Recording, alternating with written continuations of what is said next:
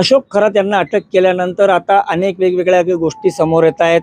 महिलांचं लैंगिक शोषणाबरोबरच फसवणुकीचे देखील गुन्हे आता दाखल होताना दिसत आहे। मात्र हे सगळं होत असताना आता नवीन एक गोष्टीचा आरोप समोर आलाय की अशोक खरात यांचे जे सावत्र भाऊ आहेत दिलीप खरात, हे सिन्नर येथील एका शैक्षणिक संस्थेत काम करतात आणि त्या ठिकाणी जे ग्रँट असेल किंवा शालार्थ ID जे बनवण्यात आलं त्यासाठी अशोक खरात यांच्या माध्यमातून दीपक केसरकरांची भेट घेऊन त्यांनी तो फायदा करून घेतल्याचा आरोप सध्या होतोय। नेमकं याची सत्यता जाणण्यासाठी आम्ही त्यांच्या भावाला शोधण्याचा प्रयत्न केला आणि आता ABP माझावर खुद्द त्यांचे भाऊ ज्यांच्यावर हा आरोप होतोय ते दिलीप खरात आहेत। आपण त्यांच्याशीच बोलणार आहोत। नेमकी काय वस्तुस्थिती आहे दिलीपजी, काय वस्तुस्थिती आहे नेमकी या सगळ्या गोष्टीत? सर, या गोष्टीमध्ये कुठलंही तथ्य नाही आहे, कुठलाही माझा शालार्थ ID बोगस नाही आहे। मी 2009 पासून त्या संस्थेवरती काम करतोय आणि विना वेतन काम करतोय। गेली 15 वर्ष मी कुठल्याही प्रकारचं शासनाचं अनुदान मला मिळालेलं नाही।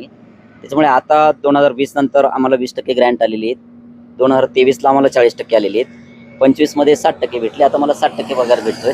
बाकी जे काही आरोप कोणी करत आहे त्याच्यामध्ये कुठल्याही प्रकारचं काही तथ्य नाही आहे।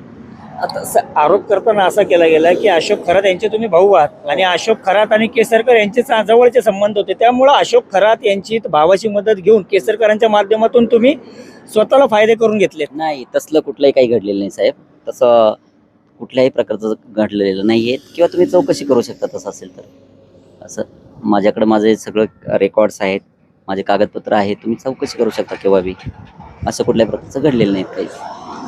हे सगळं तुम्हाला शिक्षण करून इथपर्यंत जो तुमचा प्रवास आहे, जे ग्रँट मिळण्यासाठी काय लढा तुम्ही दिला होता आणि काय नेमकं त्यानंतर घडलं?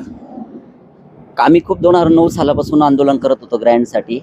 तर एवढे आंदोलन आम्ही खूप आंदोलन आझाद मैदानावरती केलेले आहे। त्यामुळे त्या आंदोलनातूनच आम्हाला कुठेतरी 15-12 वर्षानंतर ही 20% सुरू झालेले आहे। त्यामुळे त्याच्यामध्ये कुणाचाही असं सहभाग नाही आहे। आमचे सर्व शिक्षक, आमच्या संघटना मिळून आम्ही आंदोलन करून आम्हाला ते मिळालेले 20%। आता जे तुमच्या भावावर जे आरोप करण्यात आले, ज्या पद्धतीने आता काही गोष्टी समोर येत आहेत, त्यानंतर आता तुमच्यावर देखील आरोप करण्यात येत आहेत, का कोण करतंय असं तुम्हाला वाटतं? हे सगळं काय मी सांगू शकत नाही ना कोण करतायत।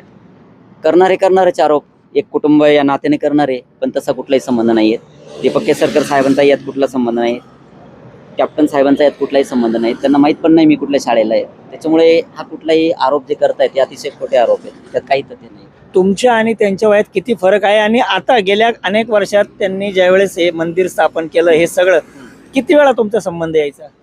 नाही, त्यांच्या वयात आणि माझ्या वयात साधारणतः वयामध्ये, दोघांच्या वयामध्ये साधारणतः 10 वर्षाचा फरक आहे।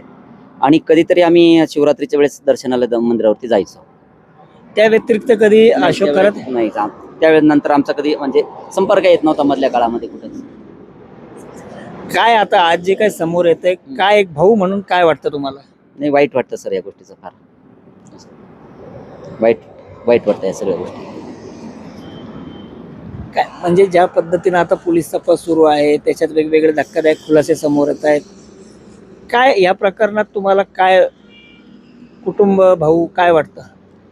नाही, आता काय असेल, सगळे न्यायालयीन प्रविष्ट आहेत, त्याच्यामुळे आम्हाला सगळ्या गोष्टी माहिती नाही आहेत। त्याच्यामुळे आम्ही पण तुमच्यासारखं, तुम्ही जेव्हा बातम्या देता तेव्हा आम्हाला ऐकायला भेटतं, याच्या व्यतिरिक्त आम्हाला पण कुठली जाणकारी नाही आहे किंवा कुठली माहिती नाही आहे। निश्चितच जर पाहिलं तर अशोक खरात यांचे सावत्र भाऊ आहेत, हे त्यांच्यापेक्षा 10 वर्षांनी लहान आहे। मात्र त्यांच्यावर सध्या एक आरोप केला गेला की सिन्नर तालुक्यात ते शैक्षणिक संस्थेत काम करताना शालार्थ ID बनवण्यासाठी दीपक केसरकरांच्या मध्यस्थीनं त्यांनी शालार्थ ID बनवून घेतले आणि फायदे मिळवून घेतले संस्थेसाठी।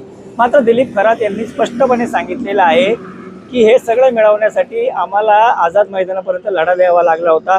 तो लढा दिल्यानंतर अनेक वर्षांचा आम्हाला आज कुठेतरी 60% ग्रँट मिळते। ती केवळ माझ्या संस्थेलाच नाही तर राज्यातील ज्या संस्थांनी लढा दिला त्या सगळ्यांना आज 60% ग्रँट मिळते आणि त्या 60% शाळेतील प्रत्येक शिक्षकाला शालार्थ ID देखील मिळालेला आहे आणि तोही पगार काढण्यासाठी गरजेचा असतो म्हणून। त्यामुळे जे आरोप आमच्यावर केले जात आहेत त्यात कुठलंही तथ्य नाही आणि अशोक खरात बाबत ते जरी आमच्या कुटुंबाचे असले तर आज प्रकरण न्यायप्रविष्ट आहे। जे असेल ते सत्य जनतेसमोर येईलच, यात आम्हालाही त्यात कुठल्याही गोष्टीची प्रतिक्रिया द्यायची नाही, त्यांनी स्पष्ट केलं आहे।